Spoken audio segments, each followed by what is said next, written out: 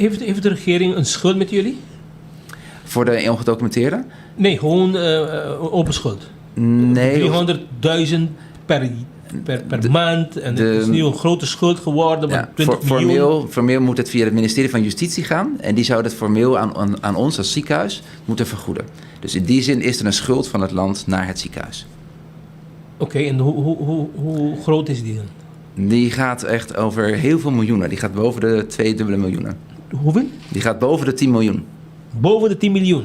Die de regering en het hospitaal voor de geïndocumenteerden. En hoe lang is die schuld? Hoe lang, van welk jaar tot hoe jaar?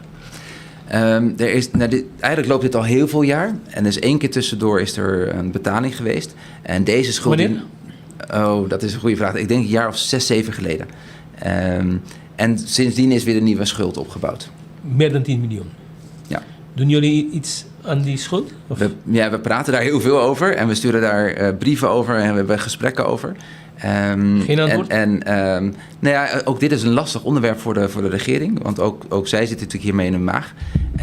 En ze zijn... Ja, ze weten ook dat we hier iets mee moeten doen. Maar hebben ook nog niet 1, 2, 3 een oplossing. Je hebt natuurlijk organisaties zoals de Verenigde Naties... die daar wel ook gewoon bij betrokken zijn... en eigenlijk ook gewoon iets van vinden. Dus ik hoop wel dat we eruit komen. En dat we uiteindelijk wel dat geld dat terug kan komen naar... in dit geval het ziekenhuis. En dan komt het in dit geval terug naar de bevolking... die natuurlijk wel AZ2-premie betaalt. Hobbyboom. Ja. Maar denkt u ook, meneer Vroegop, dat het feit dat er zoveel illegalen op het Aruba rondlopen... is ook een probleem? Ja, dat vind ik ook weer lastig natuurlijk om dat echt te zeggen, want dat is natuurlijk een politieke uitspraak. Maar wat natuurlijk wel zo is dat... U was politicus, u weet hoe het moet. Als ze legaal zijn, dan betalen ze hun prima. Klopt. Maar wat ik natuurlijk wel snap is dat er zijn heel veel ongedocumenteerde of illegale. Er zijn er denk ik meer dan we denken, want dat merken we allemaal. Velen werken natuurlijk wel in de bouw en in de huishouding. En dus we hebben het ook met elkaar op een manier nodig. Want anders wie doen dan die banen?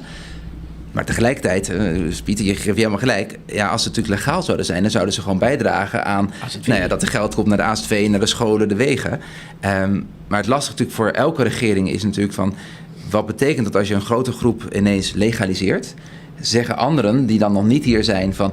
hey, Aruba, dat is de place to be. We moeten er hier ook heen komen.